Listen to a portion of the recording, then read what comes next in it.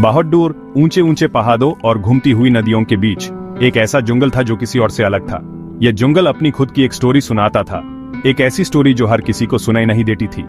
इसके हर कोने में एक सीक्रेट छुपा था, एक ऐसा सीक्रेट जो सिर्फ वही समझ सकता था जो इसके अंदर जाने की हिम्मत रखता हो। इसे रहस्यमयी वन के नाम से जाना जाता था, मतलब मिस्टीरियस फॉरेस्ट। यह नाम इस जंगल के लिए बिल्कुल सही था, क्योंकि यह जंगल ट्रूथ में रहस्यों से भरा हुआ था। हर पेड़, हर पत्ता और हर झाड़ी अपनी एक अलग स्टोरी के साथ यहाँ मौजूद थी। यहाँ के लोग इसके बारे में फूंक फूंक के बात करते थे। उनकी आवाजों में डर और अमेजमेंट दोनों होते थे।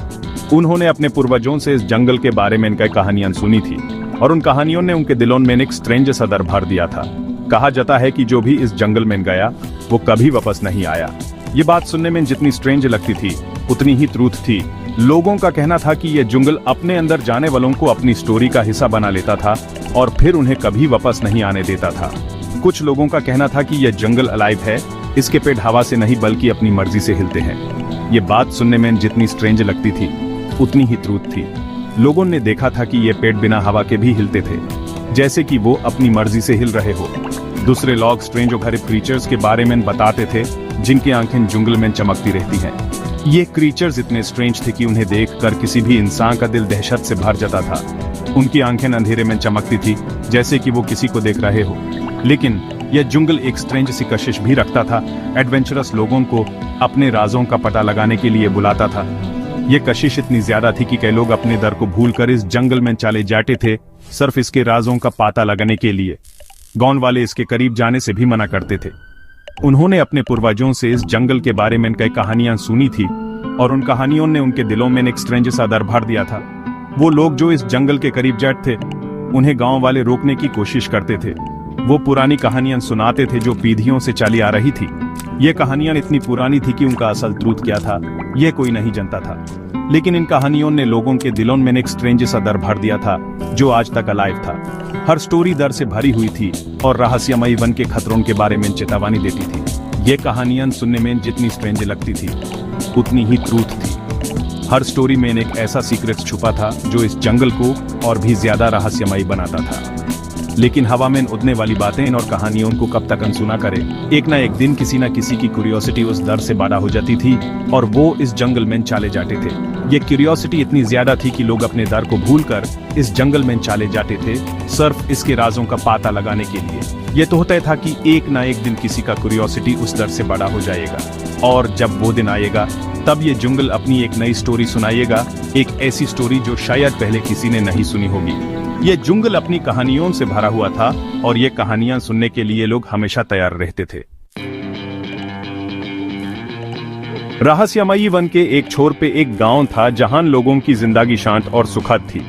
गांव के लोग अपनी रोजी रोटी के लिए खेती और छोटी मोटी दुकान चलाते थे। इस गांव में 3 दोस्त रहते थे, मोंटू, पिंकी और चंपू। ये तीनों बचपन से ही एक दूसरे के साथ थे और इनसे अलग होना डिफिकल्ट था। मोंटू सबसे बड़ा था और एडवेंचर्स करना और नई चीजें ट्राई करना पसंद करता था। उसकी हिम्मत और उत्साह के कारण गांव के बच्चे उसे अपना लीडर मानते थे। पिंकी तेज दिमाग वाली थी और हमेशा कुछ नया एक्सप्लोर करने के लिए तैयार रहती थी। उसकी क्यूरियोसिटी और नॉलेज के कारण वो सबकी फेवरेट थी। चंपू सबसे छोटा था, वो जॉली तो बहुत था लेकिन डरपोक भी। उसकी इनोसेंस और मजेदार हरकतें सबको हंसाती थी, लेकिन वो आसानी से डर भी जाता था। एक दिन वो तीनों दोस्त एक बनियान के पेड़ के नीचे बैठे जंगल के बारे में बात कर रहे थे। जंगल के रहस्य और कहानियां हमेशा से उन्हें फैसिनेट करती थी। सुना है? पिंकी ने कहा। उसकी आंखों में डर और एक्साइटमेंट दोनों थे। बूढ़े हेमराज काका ने बताया कि उन्होंने रहस्यमयी वन में एक बड़ा सा बटरफ्लाई देखा जिसके पंखों पे आंखें थी। हेमराज काका गांव के सबसे बूढ़े और समझदार व्यक्ति थे। उनकी कहानियां सुन के सभी बच्चे हैरान रह जाते थे। उन्होंने बताया था कि जंगल में स्ट्रेंज और गरीब चीजें होती हैं। चंपू डर गया। उसने सोचा, अगर ये ट्रूथ है तो क्या होगा। उसका चेहरा पीला पड़ गया और उसकी आंखों में डर साफ दिख रहा था। ऐसा कुछ नहीं होता पिंकी, उसने कहा, हालांकि उससे भी डर लग रहा था। उसने अपने डर को छुपाने की कोशिश की, लेकिन उसकी आवाज कांप रही थी। सब जानते हैं ये सब बच्चों को डराने के लिए कहानियां होती है। मोंटू, जो हमेशा सब पे डाउट करता था, ने अपनी आईब्राव उठाई। ट्रूथ मैन, क्या पता इन कहानियों में कोई ट्रूथ छुपा हो। मोंटू के शब्द सुन के पिंकी और चंपू दोनों सोच में बैठ गए। काया ट्रूथ में जंगल में कुछ रहस्य छुपा है। काया वो ट्रूथ का पता लगा सकते हैं? क्या होगा अगर हम खुद जाके देखें? मोंटू ने कहा। उसकी आंखों में शरारत झलक रही थी। उसका मन एडवेंचर के लिए मचल रहा था। ये सजेशन सुन के चंपू तो बिल्कुल ही पीला पड़ गया, लेकिन पिंकी का चेहरा खुशी से चमक उठा। उसने सोचा यह तो एक नया एडवेंचर होगा, और ये डिसाइड हुआ कि ये तीनों दोस्त रहस्यमयी वन के अंदर जाएंगे। उन्होंने अपने प्लान्स बनाए और तैयारी शुरू की। वो डिसाइड कर चुके थे कि वो जंगल के राजों का पता लगाकर ही रहेंगे। उन्होंने अपने बैकपैक्स उठाए और जंगल की ओर चल दिए। दिल में एक्साइटमेंट और थोड़ा सा डर लेकर ये तीनों दोस्त अब एक नए एडवेंचर के लिए तैयार थे, और उन्हें पता नहीं था कि आगे क्या होने वाला है। लेकिन एक बात पक्की थी, यह सफर उनके जीवन का सबसे यादगार सफर बनने वाला था।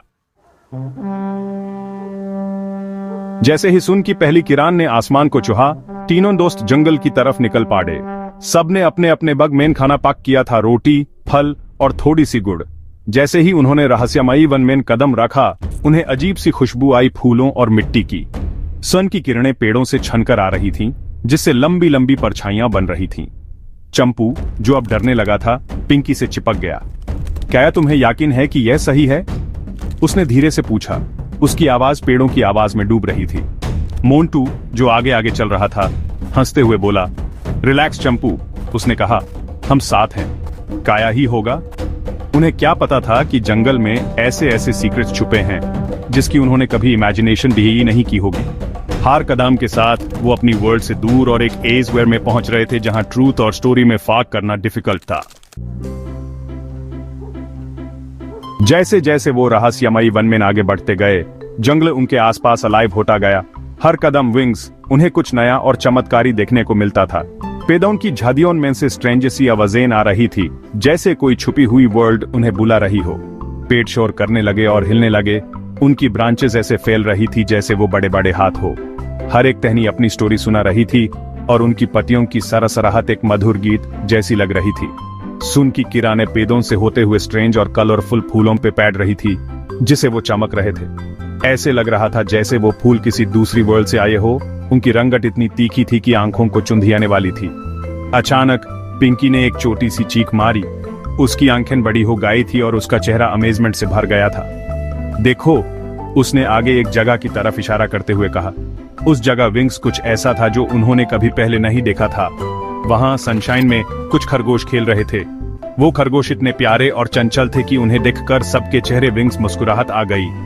लेकिन ये कोई ऑर्डिनरी खरगोश नहीं थे। इनके फर रेनबो के सारे कलर्स में चमक रहे थे, और इनके कान किसी स्ट्रेंज सी ट्यून पे हिल रहे थे।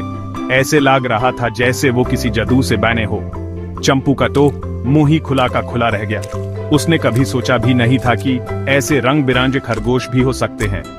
उसने ऐसे कभी कुछ नहीं देखा था। उसकी आंखें अमेजमेंट से फाट गई थी और उसका दिल तेज धड़क रहा था। मोंटू भी, जो हमेशा काल्म रहता था, अमेजमेंट से देखता रह गया। उसने भी कभी ऐसे रंग बिरंगे खरगोश नहीं देखे थे। जैसे जैसे वो आगे बढ़ते गए, उन्हें और भी अजीब चीजें दिखाई दी। हर मॉड विंग्स, हर पेट के पीछे कुछ न कुछ नया और चमत्कारी था। उन्होंने एक ऐसी रिवर देखी जिसमें फिश, जिनके स्केल्स हीरों की तरह चमक रहे थे, पानी से बाहर जंप रही थी और हवा में उड़ रही थी। उनकी फिन्स बर्ड्स की विंग्स जैसी लग रही थी। वो फिश ऐसे चमक रही थी जैसे उन्होंने रात के तारों का रूप ले लिया हो। ये जंगल कितना अमेजिंग है, पिंकी ने कहा। उसकी आंखें खुशी से चौड़ी हो गई थीं। उसने कभी सोचा भी नहीं था कि एक जंगल इतना सुंदर और रहस्यमयी हो सकता है। चंपू, हालांकि अभी भी थोड़ा डरा हुआ था, लेकिन वो भी इन सब अद्भुत चीजों को देखकर बहुत खुश था। उसके दिल में एक स्ट्रेंज सी खुशी थी, जैसे उसने अपनी जिंदगी का सबसे बड़ा खजाना पा लिया हो। उसने कभी सोचा भी नहीं था कि ऐसी चीजें ट्रूथ में होती हैं। उसके मन में कई सवाल उठ रहे थे, लेकिन उस व्यक्ति वो बस उस जादू को महसूस करना चाहता था।